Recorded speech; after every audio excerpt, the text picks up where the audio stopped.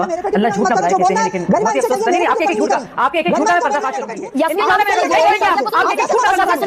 सियासी महिला है, तू तड़ाक में और तू में वक्त जाया ना हो, ये आप भी आप झूठ बोल रही हैं, गरिमा जी चैनल पर झूठ बोल रही हैं, मुसलमान के नाम पर कलंक है आप। मैं फिर से बोलूंगी और मैं बताऊंगी क्यों। देखिए उद्योगपतियों के पास जाएगी, क्या प्रमाण है इनके पास? अभी भी झूठ नहीं बोला, 100% शब्द यूज किया। अरे चुप रहिए गरिमा जी, बोलने दीजिए मुझे। बुलाया आपने, आप अभी नहीं बोल रही हैं, आप अभी नहीं बोल रही हैं, बिल्कुल इतनी बेइज्जती देखिए आपके चैनल पर, इतनी बेइज्जती हो रही है, मैं बिल्कुल अब फिर से गरिमा जी ने झूठ बोला है, मैं गई नहीं थी, कह रही थी आप आ गई हैं। देखिए आप कह रही हैं छोटे से बात कीजिए, आप आपने मेरा बेटा डांग किया, आप फुटेज खा रही हैं, मेरा शो है, एक बात झूठ बोलने के लिए जो बताइए, आपने 18 मिनट दिया है, 18 मिनट से 2 मिनट कि ये सारी जमीनें जो है छीन ली जाएंगी और उद्योगपति को दी जाएंगी। ये क्या सच है या झूठ है? इसका प्रमाण ये खुद देखिए, आपके दिमाग में है। हर एक मुसलमान, सुनिए, आप जानते हैं, पढ़ लीजिए थोड़ा, 36 लाभार्थी मुसलमान है मुद्रा योजना में, इन लोगों ने मुसलमानों को क्या हाल किया। जय श्री राम दोस्तों, कैसे आप? आई होप सारे स्वस्थ होंगे और मस्त होंगे। तो आज की डिबेट काफी मजेदार होने वाली है और डिबेट में तो आप देखो तभी आपको पता लगे। तो शुरू करता हूं।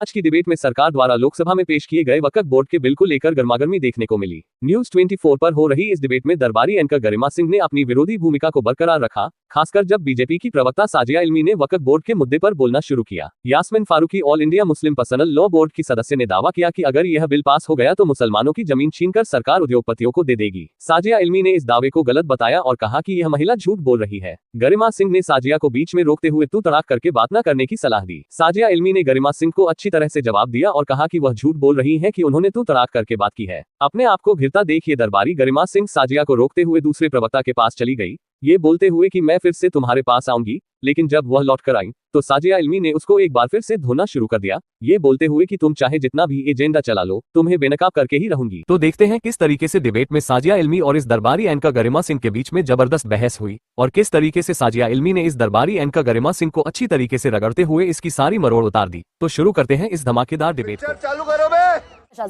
बहुत बहुत शुक्रिया। मैंने सुना करीब 12-13 मिनट यास्मीन आपा जी को, और बहुत अफसोस के साथ कहना पड़ रहा है आपके दर्शकों से भी कि रमजान का महीना है, रोजेदार ये भी होंगी, हम लोग भी कई सब रोजेदारी हैं। इस महीने में भी किस तरह से उन्होंने झूठ बोला है और कितनी सियासत की है, इसको लेकर बहुत ही अफसोस हुआ। अल्लाह झूठ ना बुलाए कहते हैं, लेकिन बहुत ही अफसोस होता। नहीं, आपके एक झूठ का मैं पर्दाफाश करूंगी, बहुत ही शर्म आती है मुझे। नहीं, मैं बोलूंगी नहीं, मुझे बोलने दीजिए, मेरा वक्त है, मैं बोली नहीं बीच में, मैं बिल्कुल नहीं। झूठ बोल रही हैं आप टीवी पर झूठ बोल रही हैं सरासर, और आप जो है, आप जैसे लोगों से मैं तवक्को भी कुछ नहीं कर सकती। अच्छा, बोल लीजिए पहले, फिर बोलती हूँ। यास्मीन एक बार सुन लीजिए, बोलिए यास्मीन सुन लेते हैं। आप कितनी हम तो हालांकि सुनिए ना यास्मीन, सुन लेते हैं। मुझे झूठा, ये मेरी इतनी बड़ी औरत को, गरिमा मेरी बात सुनो। 14 मिनट हो गए, 14 मिनट हो गए यास्मीन जी को बोलते हुए, 14 मिनट हो गए। मैं आपके दर्शकों को बताना चाह रही हूँ, अभी भी बोलने नहीं दिया जा रहा है मुझे। एक सेकंड, 14 मिनट बोला है और कितना झूठ बोला है, शर्म आती है मुझे, शर्म आती है आपके ऊपर। मैं बोलूंगी क्या झूठ बोला है, मुझे बोलने दीजिए। नहीं, देखिए, अगर आप बोलने नहीं देंगी, अगर हिमानी जी आप बोलने नहीं देंगी मुझे, तो मैं नहीं आगे बैठूंगी। अगर आप इस तरह का खेल करेंगी मेरे साथ तो मैं नहीं। आपका बताएगा आपको कितनी देर बोली? 18 मिनट हो गए इनके 14 मिनट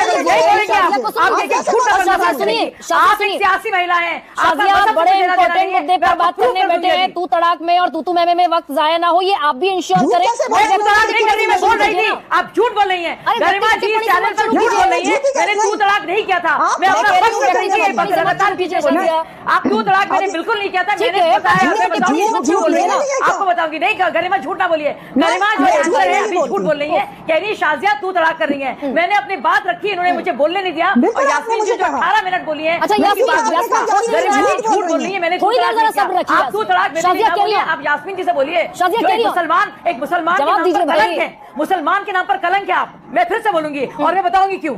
देखिए, ये बकवारी ना क्या कीजिए। All India Muslim personal law board व्यक्तिगत टिप्पणी ना यास्मीन ने की, and I want allow you to speak individually. No मैं व्यक्तिगत रखूंगी ना भाई। नहीं, बिल्कुल नो गरिमा, आई टेल यू व्हाट कोई है, कलंक है और झूठ है, इस तरह के शब्दों का इस्तेमाल मत कीजिए। क्यों कहा मैंने?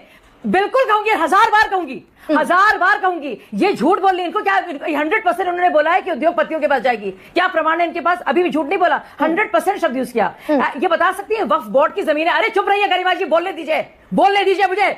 बुलाया आपने, वह बिल्कुल बोलूंगी, टोन दुरुस्त करके बात करेंगी, मेरी मेहमान है, मैंने एहतराम से आपको बुलाया है, लेकिन जिस तरह मुझ पर हावी होने की कोशिश बिल्कुल मत कीजिए शाजिया अल्मी। आप अभी भी बोल रही हैं, आप अभी भी बोल रही हैं, हावी होने की आप अभी कोशिश भी बोल रही हैं, बिल्कुल हावी होने की कोशिश मत कीजिए। एहतराम से एहतराम से सुनती हूँ, एहतराम से इतनी बेगैरती देखिए आपके चैनल पे, रुकिए जरा अभी, इतनी बेगैरती हो रही है, मैं बिल्कुल 1000 बार बोलूंगी, 1000 बार बोलूंगी, मुझे बोलना है चाहे बोलने दे। आवाज जरा डाउन कीजिए शाजिया अल्मी को, थोड़ी देर बाद आऊंगी, तब तक थोड़ा शांत हो जाइए। अब ये शक्ति यादव थोड़ी देर बाद आऊंगी आपके पास, तब तक सब्र रखिए और शांत रहिए। अब शाजिया लेकिन क्या इस पूरे एपिसोड में दरअसल मैं यहीं पे थी, मैं बात कर रही, मैं यहीं पे थी, अब फिर से गरिमा जी ने झूठ बोला है, मैं गई नहीं थी, कह रही थी आप आ गई हैं। देखिए देखिए, नहीं ना कीजिए गरिमा जी, ना कीजिए, मैं आपको कह रही हूँ छोटी सी बात कीजिए आप। मैं कहीं गई नहीं थी, आपने मेरा फेडर डाउन किया था, आप विंडो से आउट चल रही है, आपको लगातार बोल रही है, फिर बोल रही है, अब सुनिए, आप फिर बोल रही है, आप फिर बोल रही है, अरे भाई चुप हो जाइए, नहीं आप मुझे अपना बोलना है, मुझे अपना बोलना, आपके सवाल में जानती हूँ, आप फुटेज खा रही है, मतलब मेरा शो है, एक एक बात अभी भी बोले जा रहे हैं, मुझे बोलने का मौका अभी भी नहीं सवाल पूछूंगी। आप झूठी महिला, आपने पूछा था उसका जवाब नहीं दिया मैंने, आपने पहला सवाल पूछा था, अब मैंने उसका जवाब नहीं दिया। अरे भाई अरे कोई मसला ज्यादा बड़ा है आपके साथ। शाजिया बिल्कुल झूठी महिला है, झूठी महिला। उसके बाद सवाल जानती हूँ मैं, पहले के सवालों का जवाब दे रही हूँ। अरे भाई चुप हो जाइए, 2 मिनट के लिए चुप हो जाइए, 2 मिनट के लिए चुप हो जाइए, आपने 18 मिनट दिया है, चुप हो जाए, 18 मिनट से 2 मिनट पे चुप, मैं 20 मिनट भी ले सकती हूँ, 2 मिनट भी चुप हो सकती हैं आप। आपको तकलीफ इस बात की है क्या? भाई आपने सवाल पूछ लिया, आपने सवाल पूछ लिया है, आपने सवाल पूछ लिया है, आपने सवाल पूछा, जवाब दे दूं? अरे भाई मैं जवाब दे दूं, मैं क्या करूं, मैं क्या कैसे बोलूं? अभी आप तय कीजिए आज शाजिया, चलिए मैंने शाजिया, अरे भाई मैंने हथियार डाल दिया, आप तय कर लीजिए, मैं नहीं बोलूंगी, आप बोलती रहिए, सवाल पूछती रहिए, आप बोलती रहिए। एक मैं आपको बताऊं कि मैं क्यों मानती हूं कि यास्मीन आपा झूठ बोल रही है। देखिए हमारा सबका रोजा रहा है, बहुत सख्त रोजा रहा है, मैं आपको आज का मुश्किल था और सब लोग बाहर भी काम कर रहे हैं, तो सुनिए मैं बता दूं, नहीं अपना वॉइस, इन्होंने अभी भी कहा है, all India Muslim personal law board की नुमाइंदगी कर रही यास्मीन ने कहा है कि ये सारी जमीनें जो है छीन ली जाएंगी और उद्योगपति को दी जाएंगी। ये क्या सच है या झूठ है, इसका प्रमाण ये खुद दें। मैं बता दूं, शाह बानो मामले में सुप्रीम कोर्ट की बात कर रहे हैं आप लोग, सुप्रीम कोर्ट का वर्डिक्ट था शाह बानो मामले में, क्या किया इन्होंने, उसको पलट दिया। क्यों? क्योंकि all India Muslim personal law board बाकायदा इसकी मुखालफत कर रहा था कि एक गरीब मजलूम औरत जो 80 साल की हो गई थी उसको 400 रुपए ना मिले, क्योंकि उसके शौहर ने दूसरी शादी कर ली थी, 400 रुपए मांग रही थी वो। सुन लीजिए, ये all India Muslim personal law board है जिसने ट्रिपल तलाक पर कुरान शरीफ के अगेंस्ट जाकर बात की। यही यास्मीन आपा थी जो बोल रही थी नहीं नहीं नहीं हस्तक्षेप होगा, ये हस्तक्षेप होगा मुसलमानों के कानूनों के साथ। ये जानती भी नहीं थी इतना भी कि कुरान शरीफ में तलाक बिद्दत का जिक्र ही नहीं है, बिद्दत का मतलब ही इनोवेशन है। इसलिए मैं बात कर रही थी कि एक एक बात में इनके क्यों झूठ है। और मैं एक और बात बताऊं, आप बताइए 95 के बाद ही संशोधन हुआ, 95 से पहले तो यह कानून था नहीं कि आप ट्राइब्यूनल का फैसला आखिरी मानेंगे। तो जो भी वक्फ बोर्ड का ट्राइब्यूनल होगा अब वो हाईकोर्ट में आप चैलेंज नहीं कर सकते, यानी कि देश की पूरी अदालतों से बढ़कर है ये वक्फ बोर्ड, और वक्फ बोर्ड में सबसे ज्यादा पिटिशनर्स मुसलमान हैं। और ये बता दें बात, 9 लाख एकड़ छोड़िए आप, 8 लाख एकड़ छोड़िए आप, 1 लाख एकड़ छोड़िए आप, 10 एकड़ बता दिए जहां पे उन्होंने मुसलमानों के लिए, गरीब मुसलमानों के लिए मेडिकल कॉलेज खोले हो, बता दे फेरिस बदी गिरे 9 लाख एकड़। आपने ये जो जेपीसी बनाई शाजिया, खत्म कर लूं, मेरे शो में मैं आपसे मौका मांग रही हूं, खत्म कर लेने दो। नहीं सुनिए, आपसे मैं सवाल पूछूंगी, भाई आपने जेपीसी बनाई, ज्वाइंट पार्लियामेंट्री कमेटी आपने बनाई, 44 संशोधन विपक्ष की तरफ से आए, सारे खारिज हो गए, 14 संशोधन सत्ता पक्ष की तरफ से आए, सारे स्वीकार हो गए, उसी का जवाब संशोधन सारे खारिज हो गए। फिर रिपीट किया, आपने 4 बार ये बात कही आपने, ठीक है, 4 बार सवाल, उसका जवाब मैं दूं। देखिए सारी की सारी राजनीति इन पार्टियों की इसी मुस्लिम वोट बैंक पर है, उनको बरगलाना, उनसे झूठ बोलना। शाहीन बाग में जब कानून का कोई मतलब हिंदू मुसलमानों से नहीं था, ना ही देश के हिंदुओं से था, ना ही मुसलमानों से था, इन्होंने झूठ बोला, सड़कों पर आए, गरीब परेशान मुसलमानों को, बुजुर्गों को निकाला और डराया कि आपसे स्टेट छीन लिया जाएगा, आपका घर छीन लिया जाएगा, आप मारे मारे फिरेंगे। वो झूठ था।